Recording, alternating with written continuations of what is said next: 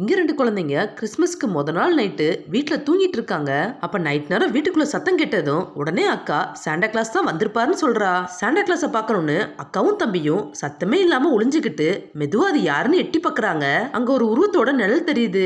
அக்கா அதை பார்த்துட்டே இருக்க அப்ப திடீர்னு ஒரு டென்டக்கிள்ஸ் வந்து அங்க இருக்கிற பாலை குடிச்சிட்டு சாப்பாடையும் எடுத்து சாப்பிடுது. இந்த பொண்ணு பயந்துகிட்டே பார்க்க அந்த உருவத்துக்கோ பெரிய பெரிய பல்லாம் இருக்குது. உடனே இவங்க 2 பேரும் பயந்து சோஃபாக்கு பின்னாடி ஒளிஞ்சுக்கிறாங்க.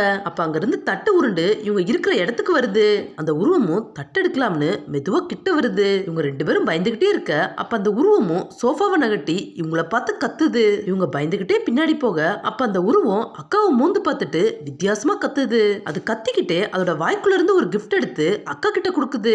அக்காவும் பயந்துகிட்டே அதை வாங்கிக்கிறா. அப்புறம் அந்த உருவம் தம்பியை மோந்து பார்த்துட்டு திரும்பவும் வித்தியாசமா கத்துது. அப்படியே அதோட வாயை பெருசாக்கிக்கிட்டு வாய்க்குள்ள இருந்து ஒரு பெரிய கிஃப்ட் எடுக்குது. அதை அந்த பையன் கிட்ட கொடுத்துட்டு நல்ல பையனா இருக்கணும்னு சொல்லிட்டு அவனோட தலையை தடவி விடுது. அப்புறம் அது அதோட வாயை க்ளோஸ் பண்ணிட்டு அங்க நெருப்பு எரிஞ்சுக்கிட்டு இருக்க சிம்னி வழியா மேல போகுது. அது போனதும் திரும்பவும் நெருப்பு எரிய ஆரம்பிக்குது. இந்த குட்டி பையனும் வேமா அவனோட கிஃப்ட ஓபன் பண்ணி பாக்குறான். அதுல அவன் ரொம்ப ஆசைப்பட்டு வாங்கணும்னு நினைச்ச ட்ரெயின் தான் இருக்குது. இவன் அக்கா கிட்ட இதைத்தான் நான் வேணும்னு ஆசைப்பட்டேன்னு சொல்றான். கொஞ்ச நேரம் கழிச்சு அக்காவோ ஒருவேளை நம்ம நல்ல பிள்ளையா இருக்கலன்னா என்ன ஆகும்னு கேக்குறா.